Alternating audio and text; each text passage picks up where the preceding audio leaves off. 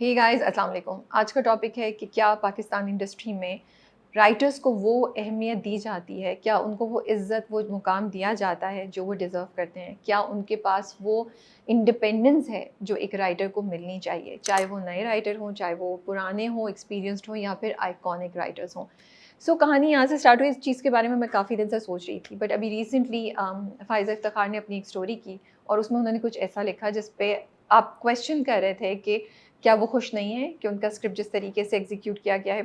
Again मुझे मेरी उनसे बात नहीं हुई और मुझे नहीं पता कि उनका मतलब उस स्टोरी का वाक़ई इस तरफ था या नहीं था, वो कोई हिंट दे रही थी या नहीं दे रही थी, मुझे नहीं पता। लेकिन अगर मैं इस चीज़ को अलहदा कर दूँ, ठीक है, मैं उनकी स्टोरी को अटेंशन नहीं दूँ, तो 2 चीज़ें, अभी इस वक़्त एक मोहब्बत और जो फ़ाइज़ा इफ्तिख़ार ने लिखा है और ज़ंजीरें जो फ़रहत इश्तियाक ने लिखा है। अगर आप ये दोनों ड्रामे देखें तो आपको लगेगा यार कोई चीज़ मिसिंग है, इसमें एग्ज़ीक्यूशन में बहुत ज़्यादा मसले हैं, स्क्रिप्ट में कोई इश्यू था, क्या वाक़ई ये स्क्रिप्ट ऐसे लिखा गया था? क्या एडिट या डायरेक्शन में कोई चीज़ लोगों को मिस कर गई, लोगों ने जो लोग कर रहे थे उन्होंने मिस कर दी? और फिर आप सोचते हैं, ये कोई नए राइटर्स नहीं हैं।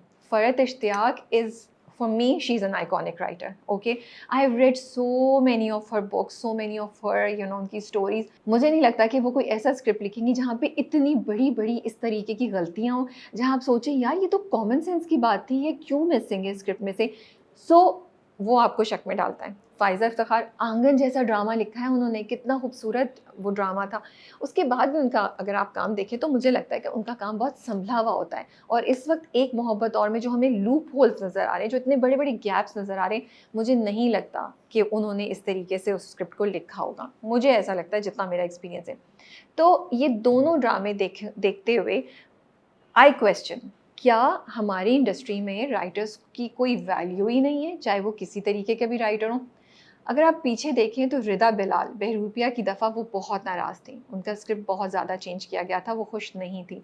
फिर पामाल की दफ़ा ज़ंजीबील ने हमारे इंटरव्यू में ये बोला कि वो खुश नहीं थी, या खुश नहीं तो मैं नहीं बोलूँगी, उन्होंने बोला स्क्रिप्ट में चेंजेस किए गए थे उनकी परमिशन और उनकी नॉलेज के बगैर। उसके अलावा साइमा अकरम चौधरी भी बहुत दफ़ा कह चुकी हैं कि राइटर्स को वो इंडिपेंडेंस नहीं है, हमें वो लिखने नहीं दिया जाता जो हम लिखना चाहते हैं। उमेरा अहमद का अगर मैं नाम लूँ तो परवरिश नहीं, कफ़ील की दफ़ा मुझे याद है कि उन्होंने ये लिखा था कि जो एज उन्होंने कैरेक्टर्स की लिखी थी, वो कास्टिंग की वजह से प्रोडक्शन हाउस ने चेंज कर दी। अब आप इस सारे सिनेरियो को अपने सामने रखें। जो चीज़ें मुझे याद आई वो ज़्यादातर ख़वातीन राइटर्स हैं जिनकी मुझे याद आई। हो सकता है किसी मर्द राइटर के साथ भी ऐसा ही हुआ। मोहम्मद अहमद साहब अक्सर ये कहते हैं कि राइटिंग बहुत मुश्किल हो गई है, हमें वो नहीं लिखने दिया जाता जो हम लिखना चाहते हैं, स्क्रिप्ट चेंज हो जाता है, वो भी ये कंप्लेन करते हैं। लेकिन अगर आप मेजॉरिटी देखें तो ये सब ख़वातीन हैं। So my first point is, अगर आप देखें साइमा अकरम चौधरी ने कितने स्क्रिप्ट्स लिखे, उमैरा अहमद, चलिए उनका तो छोटा-सा इश्यू था, इतना बड़ा नहीं था, but Farhat Ishtiaq she is such a big writer. तो फिर क्या हो रहा है? क्या प्रोडक्शन हाउस को उनके ऊपर एतबार नहीं है? क्या जो क्रिएटर्स की टीम है, जो डायरेक्टर हैं, उनको स्क्रिप्ट पे एतबार नहीं है? एंड चलें मैं इस बात को भी समझ सकती हूँ कि शायद राइटर ने कुछ ऐसा लिख दिया जो आज के ज़माने के बारे में नहीं है या स्क्रिप्ट में समझ नहीं आ रही। उनकी परमिशन या उनकी नॉलेज के बगैर आप कैसे चेंज कर सकते हैं? उनको बिठा के उनसे गुफ्तगू करके, उनके साथ डिस्कशन करके क्यों नहीं ये बात हो सकती?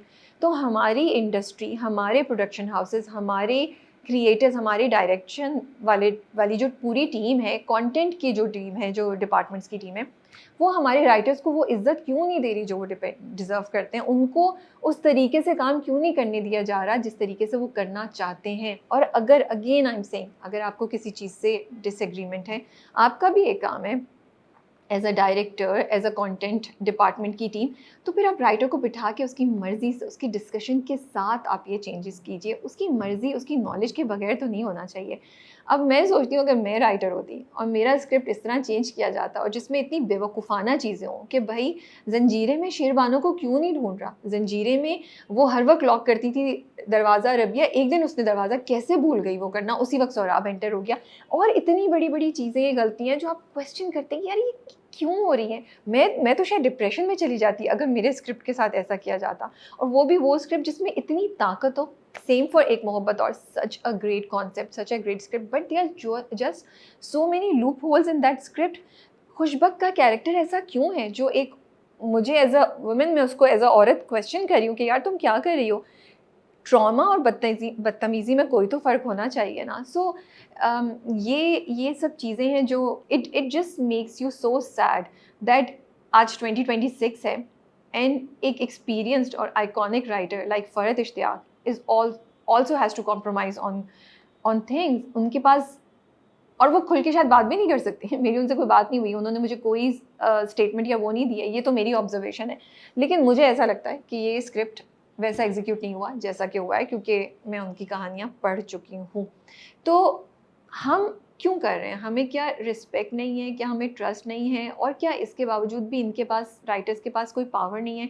फिर राइटर्स मिल के क्यों नहीं कुछ करते? Why don't they raise voice? Why don't they do something? And अगर एक इतनी एक्सपीरियंस्ड राइटर और इतने एक्सपीरियंस्ड लोग जो राइटर के राइटर्स हैं, वो अगर कुछ नहीं कर पा रहे तो फिर नए राइटर्स की तो कोई मजाल ही नहीं है। एंड ये सिर्फ, it's not about control, independence और letting somebody do something which is a basic right, it is also about कि आप अपना कंटेंट कॉम्प्रोमाइज़ कर रहे हैं। मतलब जंजीरें जैसा इतना ज़बरदस्त ड्रामा, एक मोहब्बत और जैसा इतना ज़बरदस्त ड्रामा, उसके अंदर क्यों बेवकूफ़ाना चीज़ें हो रही हैं? उसके अंदर क्यों क्वेश्चनेबल चीज़ें हो रही हैं जो हम सोचते हैं कि यार ये तो एक, शायद एक ऐसे ही बैठा हुआ इंसान हो तो उसको भी नज़र आ जाए कि ये मिसिंग है, ये नहीं होना चाहिए। तो it is not just about, which is a very big thing, कि राइटर्स को ऑटोनॉमी नहीं है, उनकी रिस्पेक्ट नहीं हो रही, उनको वो जगह नहीं दी जा रही जो वो डिज़र्व करते हैं। इट इज़ ऑल्सो अबाउट कि आपका कंटेंट कॉम्प्रोमाइज़ हो रहा है। आपके पास इतना अच्छा स्क्रिप्ट है जो बहुत कुछ कर सकता है, लेकिन आप उसको कॉम्प्रोमाइज़ कर रहे हैं। तो मुझे तो ये बात समझ नहीं आई, and I feel that this is something our industry really needs to change. Second, क्या ये सिर्फ ख़वातीन के साथ हो रहा है, या ये मेजॉरिटी ख़वातीन के साथ हो रहा है? क्या एक मर्द होते हुए आप इंडस्ट्री में ज़्यादा पावर रखते हैं, लेकिन एक फीमेल राइटर होते हुए क्या आपके पास इतनी इतनी ऑटोनॉमी, इतनी इंडिपेंडेंस या इतनी पावर नहीं है? Is that the reason? ये हो रहा है क्या? तो ये सब चीज़ें जो मैं क्वेश्चन कर रही हूँ, और ये फीमेल वाला पॉइंट मेरे ज़हन में टुवर्ड्स द एंड आया था। क्या क्या वाक़ई इसमें भी कोई सच्चाई है? और अगर ऐसा है तो फिर आई थिंक ज़रा सोच के हमें कुछ करना चाहिए, इस पे कुछ डिस्कशन होनी चाहिए, इस पे कुछ एक्शन होना चाहिए।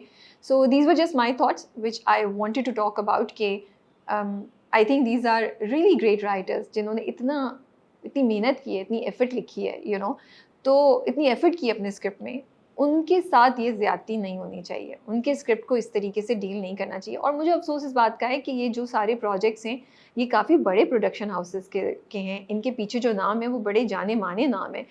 जब आप एक पोज़ीशन पे पहुँच जाते हैं, चाहे आप डायरेक्टर हों, राइटर हों, एक्टर हों, मुझे लगता है एक सर्टेन रिस्पॉन्सिबिलिटी भी आपके ऊपर आती है, to be fair to the work that you are doing, to be fair to everyone around you. तो अगर आप एक राइटर के साथ अनफेयर हो रहे हैं, उसका काम गलत तरीके से प्रोजेक्ट कर रहे हैं, तो ये फेयर नहीं है, यू नो, ये एक ज़्यादती है, मुझे ऐसा लगता है, ये नहीं होना चाहिए।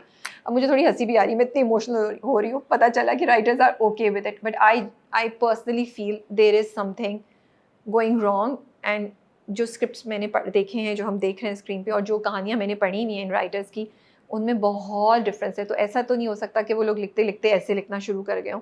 एंड दीज आर राइटर्स जो, और जब आप राइटर होते हैं ना, जब आपका काम ड्रामा स्क्रिप्ट लिखना है, तो I think you try to be in touch with what is happening around you. You try to incorporate as much changing trends in your script as you can.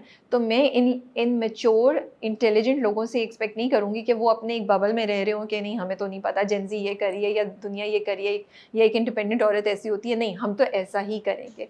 मैं उनसे ये एक्सपेक्ट नहीं करती। तो मुझे ये लगता है कि definitely scripts are not have not been executed the way they should be, and this is something that एक इंडस्ट्री जो इतनी एजुकेटेड है, जो इतनी, जहाँ बड़े पढ़े लिखे और बड़े अच्छे लोग इसमें बिलोंग करते हैं और बहुत अच्छा काम भी कर रहे हैं, उधर ये चीज़ें नहीं होनी चाहिए। Let me know what do you guys think, do you agree with my observation and the analysis I just did? I would love to read your comments. Take care and Allah Hafiz.